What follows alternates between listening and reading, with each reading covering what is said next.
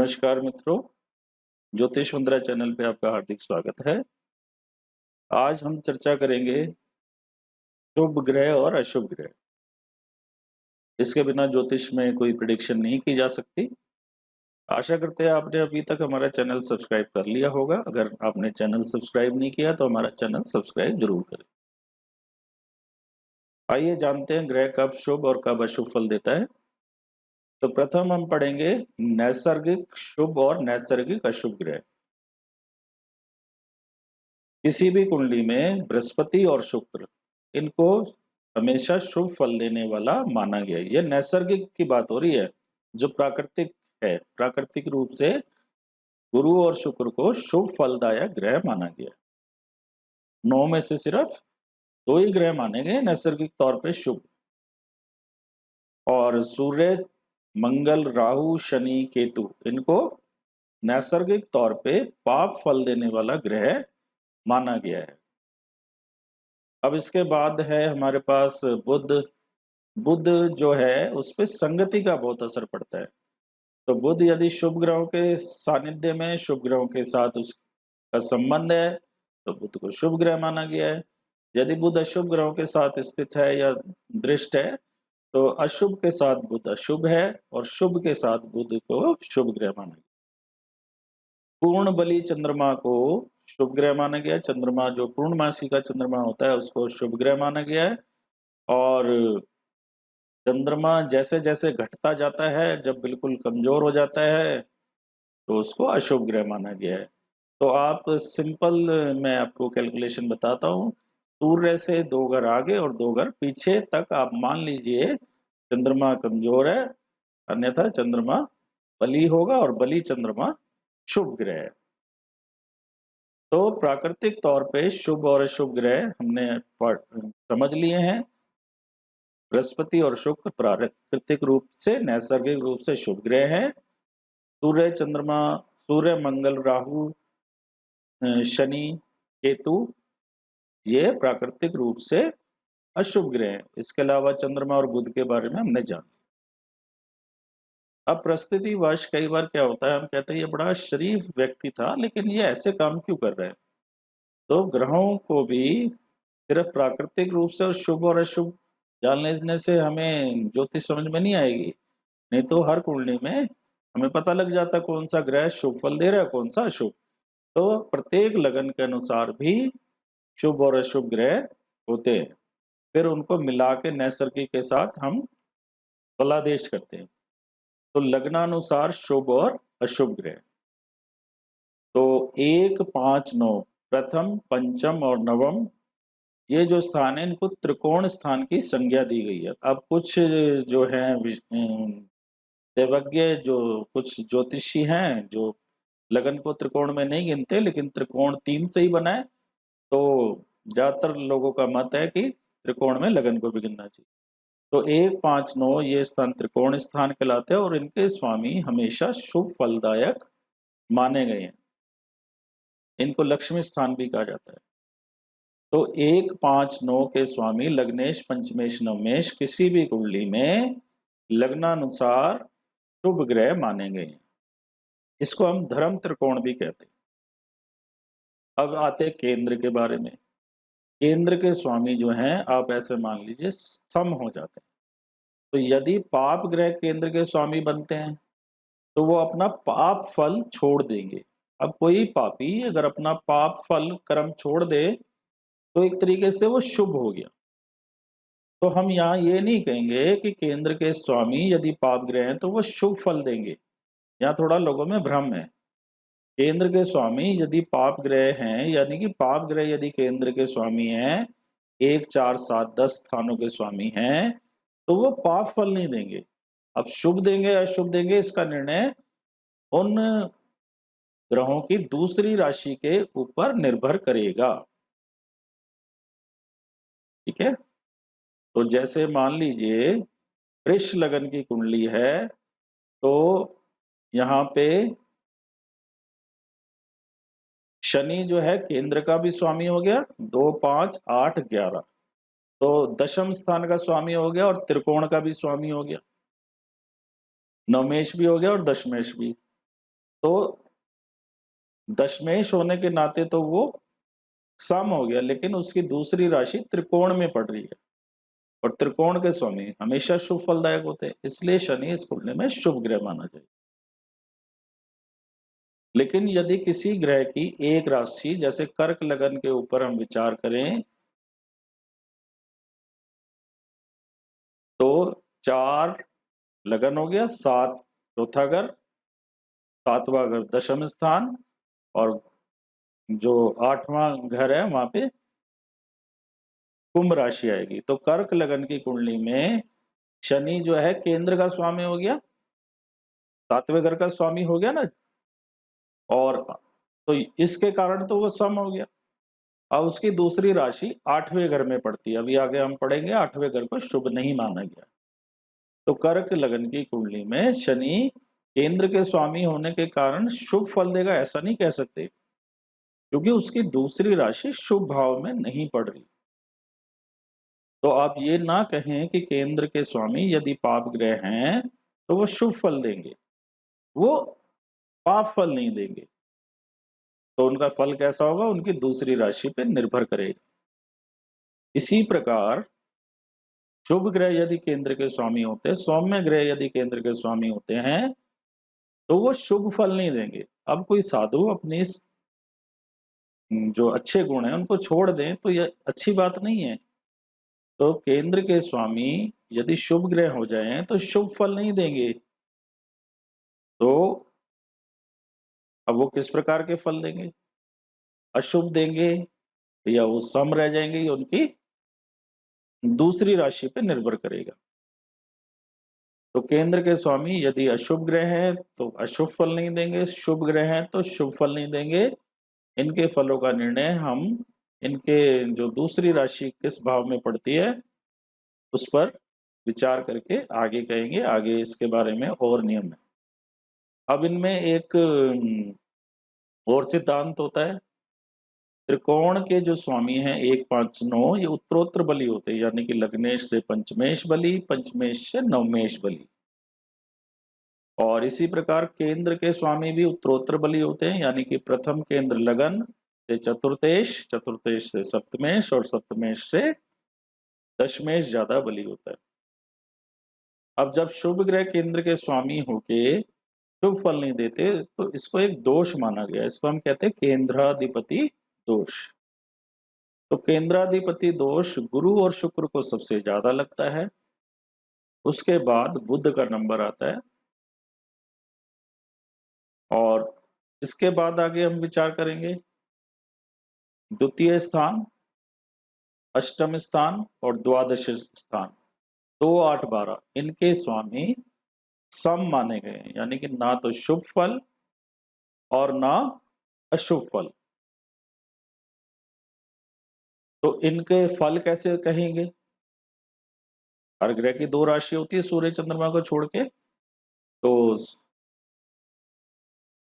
इनके जो 2, 8, 12 के जो स्वामियों की जो दूसरी राशि है ना उनके अनुसार ये फल देंगे।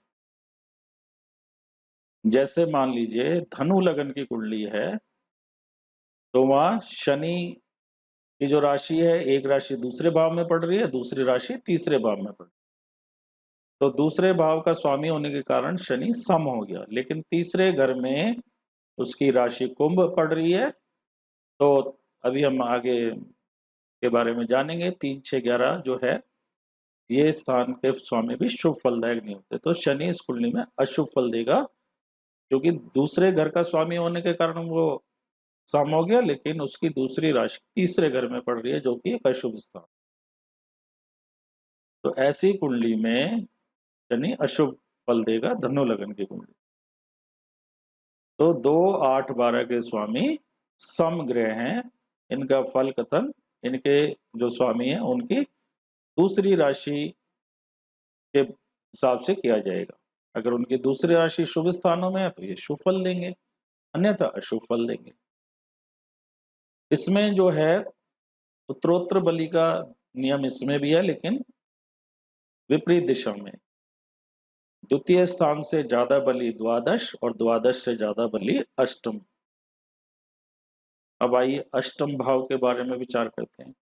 आप नवें भाव से गिनती चालू कीजिए तो अष्टम भाव नवम से एक पहले है ना, यानी कि नवम भाव से अगर आप गिनना चालू करेंगे और अष्टम तक पहुंचेंगे तो अष्टम स्थान जो है नवम स्थान से 12वां पड़ता है और 12वें स्थान को हानि का स्थान माना गया। तो नवम है भाग्य का स्थान, अष्टम है भाग्य से 12वां, तो यानी कि भाग्य की हानि। तो भाग्य की हानि सबसे बड़ा दोष है। सप्तम स्थान नवम स्थान से 12वें होने के कारण भाग्य की हानि को अ, दर्शाता है। तो यह स्थान एक अशुभ फलदायक माना गया। अब यहाँ थोड़ा विवाद है कि पहले हमने कहा था 2 8 12 के स्वामी शुभ सम होते हैं, लेकिन यहाँ अष्टम के बारे में लघु प्राश्री में बिल्कुल अलग तौर पे कहा गया। अष्टम स्थान जो है किसी भी कुंडली में अष्टमेश जो है यह सदैव अरिष्टकारी फल ही देता है। सबसे ज्यादा खराब फल देने वाले ग्रहों में अष्टमेश का नंबर सर्वप्रथम आता है। कोई भी ग्रह अष्टमेश होगा तो वो शुभ फल नहीं देगा। यहाँ पे कुछ अपवाद हैं। लग्नेश यदि अष्टमेश है, जैसे मेष लगन की कुंडली है, तो मंगल अष्टमेश भी होगा और लग्नेश भी होगा। तो लग्नेश को अष्टमेश का दोष नहीं लगता। उसी प्रकार सूर्य और चंद्रमा को भी अष्टमेश होने का दोष नहीं लगता। तो अष्टमेश सदैव अशुभ फलदायक ग्रह है। जैसे इसके अलावा अष्टम स्थान को आयु स्थान भी माना गया। अब अष्टम से अगर हम गिनेंगे 12वां घर तो 7वां घर आएगा। अष्टम से आप 12 की गिनती चालू कीजिए, 8वें को पहला घर मान के आप गिनना चालू कीजिए, तो 7वां घर 8वें से 12वां घर आएगा। तो 7वां घर 8वें से 12वां होने के कारण 8वें घर की हानि को दिखाएगा, क्योंकि 12वां घर हानि का है। तो 8वां घर आयु का है, 7वां घर 8वें से 12वां है, तो 7वां घर आयु की हानि को दिखाएगा, यानी कि मृत्यु को दिखाएगा। 8वां घर मृत्यु नहीं है, 8वां घर आयु है। तो 7वां घर मृत्यु है, मारक स्थान है। अब एक भावात भावम भी एक नियम होता है। तो अष्टम से अष्टम 8वें से 8वां गिनने पे तीसरा भाव आता है, तो तीसरा भाव भी आयु स्थान हुआ। तीसरा भाव भी आयु स्थान हुआ। अब तीसरे से 12वां हुआ द्वितीय स्थान। तीसरे से 12वां हुआ द्वितीय स्थान। तो द्वितीय स्थान भी मृत्यु का हुआ, क्योंकि तीसरा आयु का हो गया अष्टम से अष्टम होने के कारण। और तीसरे से 12 जब गिनेंगे तो दूसरा घर आएगा, तो दूसरा घर भी मृत्यु का सूचक है, तो मृत्यु का स्थान है, मारक है। तो किसी भी कुंडली में दूसरे घर और 7वें घर के स्वामी मारक कहलाते हैं। अब मारक का ये मतलब नहीं हमेशा मृत्यु देंगे। एक आयु के कालखंड का निर्धारण करने की विधि है। तो यदि वो खंड आ गया है और मारक ग्रहों की दशा चल रही है तो मृत्यु देगा, नहीं तो नहीं देगा। नहीं तो इनके जो और कारकत्व है उसके हिसाब से ये फल देंगे। अब जो मार्केश भी है ना, जो द्वितीय और सप्तम स्थान के स्वामियों को मार्केश कहते हैं। मार्केश में भी शुभ ग्रह ज्यादा परेशान करते हैं। तो शुभ ग्रह जो है वो प्रबल मार्केश होते हैं। इसमें भी द्वितीय स्थान का स्वामी एक प्रबल मार्केश बनता है। जैसे मेष लगन की कुंडली है तो बड़ा सतर्क हो जाइए, शुक्र दूसरे घर का स्वामी है और 7वें घर का स्वामी है, तो एक प्रबल मार्केश बनेगा, क्योंकि दूसरे और 7वें घर के स्वामी मार्केश होते हैं। तो यहाँ शुक्र ही अकेला ये कार्य कर रहा है, दूसरे का भी स्वामी और सप्तम का भी स्वामी, तो यह एक प्रबल मार्केश बनेगा। अब कहा जाता है कि चंद्रमा और सूर्य को मार्केश का दोष नहीं लगता, लेकिन यहाँ भी कुछ अपवाद है। ऐसा नहीं है कि किसी भी व्यक्ति की जो मृत्यु है सूर्य और चंद्रमा की महादशा में नहीं हो सकती या अंतर्दशा में नहीं हो सकती। नहीं तो जिनकी भी महादशा और अंतर्दशा सूर्य और चंद्रमा की चल रही है, जितने भी जोखिम के काम है वहां उनको भेज दीजिए, उनकी मृत्यु तो होनी नहीं है, ऐसा नहीं होता। किसी भी कुंडली में 3, 6, 11 को त्रिशिटाय भाव कहते हैं और इनके स्वामी को अशुभ फलदायक माना गया है। यहाँ भी उत्तरोत्तर बली का संबंध आता है। तीसरे भाव से छठा भाव ज्यादा बली है, छठे भाव से 11वां भाव ज्यादा बली है, यानी कि 11वें भाव का स्वामी छठे भाव से ज्यादा शुभ फल देगा और छठे से तीसरे भाव का स्वामी ज्यादा अशुभ फल देगा। लेकिन इसके बारे में हम एक अलग से वीडियो बनाएंगे। आज की दुनिया में 3, 6, 11 के जो स्वामी हैं, इनकी कृपा के बिना आप आगे नहीं बढ़ सकते। इसके अलावा प्रत्येक इसके अलावा कुछ ऐसे विशेष लगन हैं जिनमें एक ही ग्रह बहुत शुभ फल, अति शुभ फलदायक होता है। यदि कोई ग्रह केंद्र और त्रिकोण का स्वामी हो, यदि कोई ग्रह केंद्र और त्रिकोण का स्वामी हो, तो उस ग्रह को हम योग कारक कहते हैं, यानी कि वो अकेला ही ग्रह आपकी कुंडली में राजयोग का निर्माण कर देगा। जैसे वृष लगन की कुंडली है, शनि या नवमेश और दशमेश होता है। वृष लगन की कुंडली में मकर राशि नवम भाव में आएगी और शनि की दूसरी राशि कुंभ जो है वो दशम में आएगी, तो शनि यहाँ नवमेश और दशमेश हो गया। तो शनि यहाँ पे योग कारक होगा। इसी प्रकार से तुला लगन की कुंडली में शनि की जो एक राशि है मकर, वो चतुर्थ भाव में आएगी और कुंभ राशि जो है उसकी पंचम में आएगी। यानी कि तुला लगन की कुंडली में भी शनि चतुर्थेश और पंचमेश, यानी कि केंद्र का स्वामी और त्रिकोण का स्वामी हो गया, तो योग कारक होगा। तो शनि जो है वृष लगन में नवमेश दशमेश और तुला लगन में चतुर्थेश पंचमेश होने के कारण योग कारक ग्रह होगा। कर्क लगन की कुंडली में कर्क लगन की कुंडली में मंगल जो है पंचमेश और दशमेश होगा। पंचम भाव में उसकी वृश्चिक राशि आ जाएगी और दशम भाव में मेष राशि आ जाएगी। तो कर्क लगन की कुंडली में मंगल जो है जब पंचमेश और दशमेश होने के कारण, केंद्र और त्रिकोण का स्वामी होने के कारण योग कारक ग्रह होगा।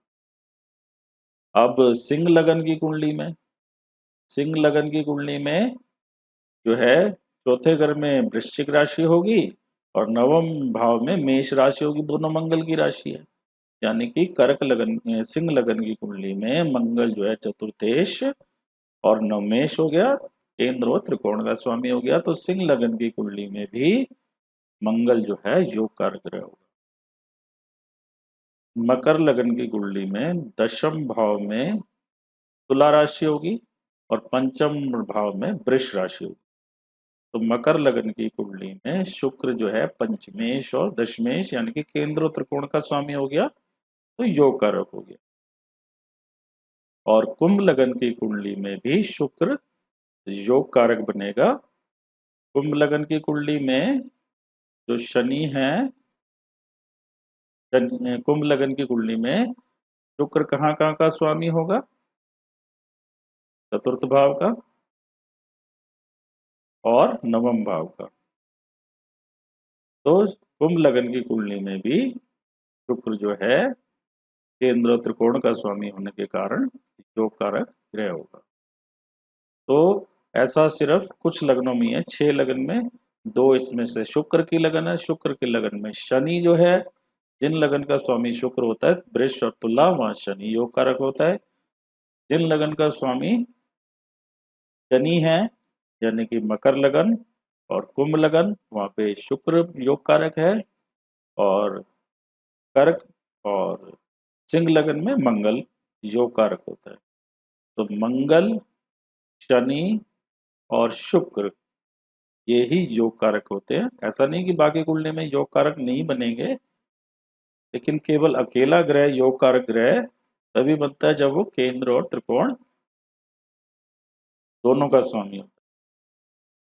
आप कह सकते हैं कि मिथुन लगन की कुंडली में बुध जो त्रिकोण का स्वामी हो गया और फिर चतुर्थ भाव का स्वामी हो गया, चतुर्थ भाव केंद्र है तो केंद्र और त्रिकोण का स्वामी हो गया, लेकिन ये शुभ ग्रह होने के कारण इसमें केंद्राधिपति दोष भी होता है, तो इसका उतना शुभ फल नहीं होगा।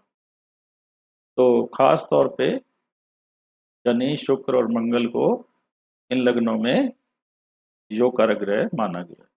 आशा करते हैं आपको हमारा ये वीडियो पसंद आया होगा। अगर आपको ये पसंद आया तो इस वीडियो को लाइक जरूर करें और शेयर करें, बेल आइकॉन को प्रेस करना ना भूलें और इस चैनल को आप सब्सक्राइब करें।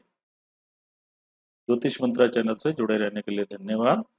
आगे के अध्याय में हम ग्रहों की शुभ और अशुभ विभिन्न लग्नों के अनुसार एक सारणी बनाएंगे। तो उस सारणी के बनाने के बाद आप देखेंगे कि आप धीरे धीरे प्रिडिक्शन देना सीख जाएं। तो धन्यवाद।